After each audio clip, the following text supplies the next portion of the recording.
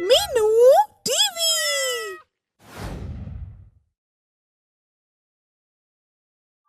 यह कहानी है महादेव के परम भक्त थिम्मन की। थिम्मन को पांडव पुत्र अर्जुन का अवतार माना जाता है। थिम्मन जंगल में रहता था और भोजन के लिए रोज जंगली जानवरों का शिकार किया करता था। एक दिन थिम्मन जंगल में शिकार करते करते एक पुराने मंदिर में पहुंच जाता है और वहां स्थापित शिवलिंग को देखकर उसके मन में महादेव के प्रति प्रगाढ़ भक्ति भाव जाग उठता है।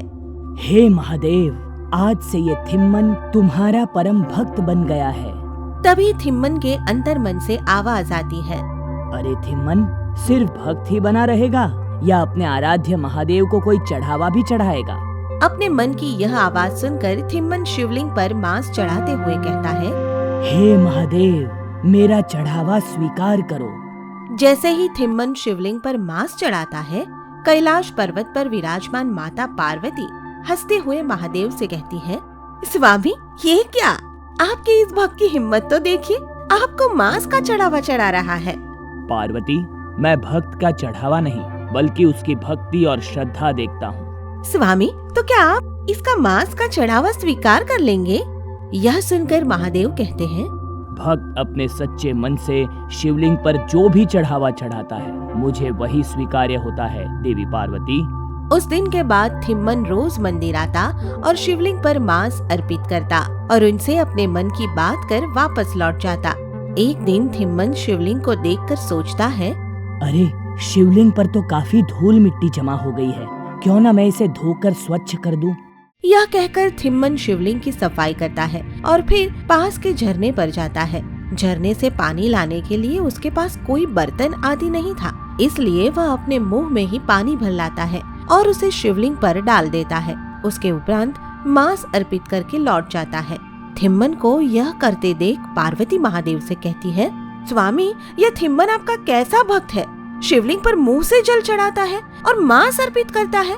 पार्वती, ये थिम्मन जो भी कर रहा है, मेरी सच्ची भक्ति और सच्चे स्नेह से वशीभूत होकर कर रहा है। जिस मंदिर में थिम्मन शिवलिंग पर मांस अर्पित कर महादेव से अपने मन की हर बात निसंकोच करता था, उसी मंदिर के शिवलिंग पर जल चढ़ाने और उसकी साफ सफाई के लिए एक ब्राह्मण भी नित्य प्रतिदिन आता था। रोज रोज शिवलिंग पर मांस का अर्पण देख ब्राह्मण का मन घृणा से भर जाता है। एक दिन ब्राह्मण महादेव से शिकायत करते हुए कहता है, हे देवों के देव महादेव, ये कौन उद्दंड, नासमझ और अधर्मी मानव है जो रोज रोज शिवलिंग पर मांस अर्पित कर इसे गंदा कर जाता है? आप ऐसे दुष्ट मनुष्य को दंडित क्यों नहीं करते? उसी रात महादेव उस ब्राह्मण के स्वप्न में आते हैं और उसे समझाते हुए कहते हैं, हे ब्राह्मण, जिसे तुम अधर्मी और उद्दंड मानव समझ रहे हो, वो तो मेरा परम भक्त है। उसके द्वारा अर्पित मांस मेरे लिए अमूल्य भोग के समान है। अगर तुम उसकी सच्ची भक्ति देखना चाहते हो तो कल झाड़ियों के पीछे छिप जाना, तुम्हें उसकी सच्ची भक्ति का प्रमाण स्वतः ही मिल जाएगा। अगले दिन ब्राह्मण झाड़ियों के पीछे छिप जाता है और थिम्मन शिवलिंग पर मांस चढ़ाने आता है तो देखता है कि शिवलिंग की एक आंख से रक्त बह रहा है। थिम्मन शिवलिंग की आंख पर जड़ी बूटी लगाता है, मगर उसके उपरांत भी रक्त टपकना बंद नहीं होता, तो वह अपनी आंख अर्पित करने का फैसला करता है। वह चाकू से अपनी दाईं आंख निकालकर शिवलिंग की आंख पर रख देता है। उस आंख से रक्त टपकना बंद हो जाता है, मगर तभी शिवलिंग की दूसरी आंख से रक्त टपकने लगता है। वह अपनी दूसरी आंख भी निकालने लगता है, मगर तभी उसके मन में ख्याल आता है, अरे, अगर मैं अपनी दूसरी आंख भी निकाल लूंगा तो फिर देख कैसे पाऊंगा? अगर देख नहीं पाऊंगा तो आंख सही स्थान पर कैसे रख पाऊंगा? यह सोचकर थिम्मन शिवलिंग की दूसरी आंख पर अपना पैर रख लेता है ताकि अंधा होने पर आंख सही स्थान पर लगा सके। फिर थिम्मन जैसे ही चाकू से आंख निकालने लगता है, तत्क्षण महादेव प्रकट होकर कहते हैं, ठहरो थिम्मन, हम तुम्हारी सच्ची भक्ति और स्नेह से बहुत प्रसन्न हैं। आज के बाद तुम इस संसार में कन्नप्पा नयनार के नाम से जाने जाओगे। यह सुनकर थिम्मन महादेव के आगे दंडवत हो जाता है और कहता है, हे देवों के देव महादेव, इसका क्या अर्थ है? कन्नप्पा मतलब आंख अर्पित करने वाला और नयनार का मतलब है शिव भक्त। महादेव के ये कहते ही थिम्मन की आंखों की रोशनी वापस आ जाती है और उस दिन के बाद वह कन्नप्पा नयनार के नाम से विख्यात हो जाता है। आप सुन रहे हैं कहानी अम्बे माता का चमत्कार। मनोहर नाम के एक गांव में एक साधु की 2 पुत्रियां थीं, सुमति और रेवती। सुमति देखने में कांतिवान थी, पर उसका स्वभाव बहुत ही कोमल था। वहीं रेवती दिखने में काफी सुंदर और चंचल थी। सारे गांव में उसकी सुंदरता के चर्चे थे। चलो पुत्रियों, माता अम्बे की आराधना के लिए आ जाओ। चलो रेवती, पिताजी बुला रहे हैं।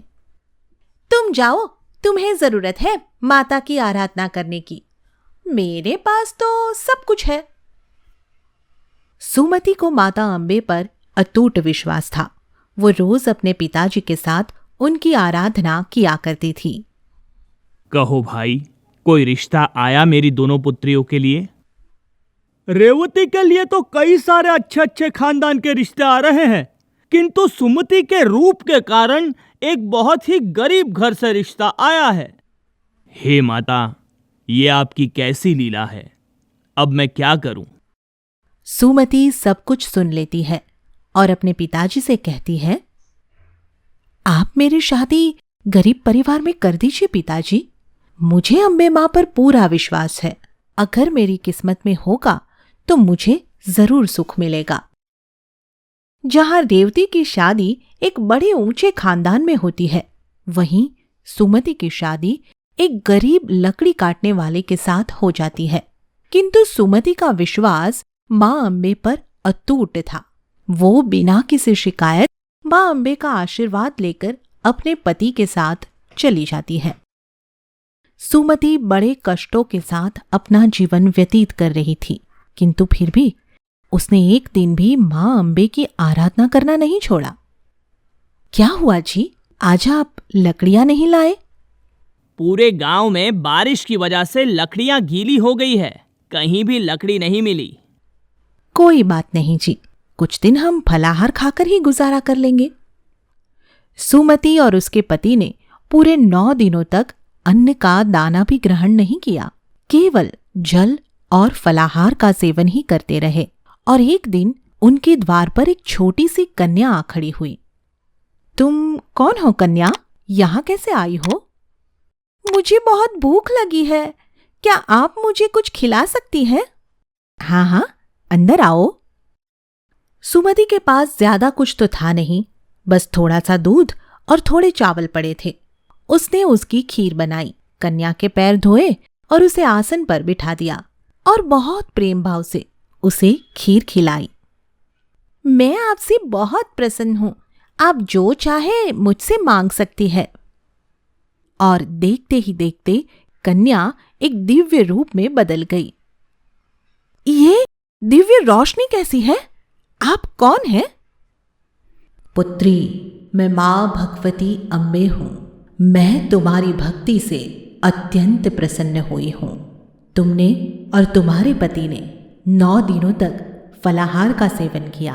उस वक्त मेरे नवरात्र चल रहे थे और आज कन्या को भोग भी लगा दिया। तुम मांगो, तुम्हें क्या वरदान चाहिए पुत्री? माता, आपकी कृपा मुझ पर हुई है, मैं धन्य हो गई। मैं और मेरे पति सदैव आपकी आराधना करते रहे, मुझे और कुछ नहीं चाहिए। सुमति, मैं तुम्हें वरदान देती हूं कि तुम्हें संसार का हर सुख प्राप्त होगा और तुम्हें जल्द ही एक अलौकिक पुत्र की प्राप्ति भी होगी। और जो भी भक्त तुम्हारी तरह मुझ पर अटूट विश्वास रखेगा, मैं उसके सारे कष्ट दूर कर दूंगी। मां अम्बे की कृपा से सुमति का घर संसार हर तरह के सुखों से भर गया। जिस रूप की वजह से उस पर सब हंसते थे, मां अम्बे की कृपा से वो भी सुंदर बन चुका था। उसके पति को व्यापार में बहुत तरक्की मिली और मां अम्बे की कृपा से सुमति को एक पुत्र की भी प्राप्ति हुई। सुमति अब मां अम्बे की कृपा की कथा हर किसी को सुनाती थी और गरीबों की भी सेवा और मदद किया करती थी। जिस तरह मां अम्बे ने सुमति पर अपनी कृपा दृष्टि बरसाई है, उसी तरह वे सबके कष्ट दूर करे। जय मां अम्बे। आगे की मजेदार स्टोरी के लिए चैनल को सब्सक्राइब करें और बेल आइकन प्रेस करना ना भूलें।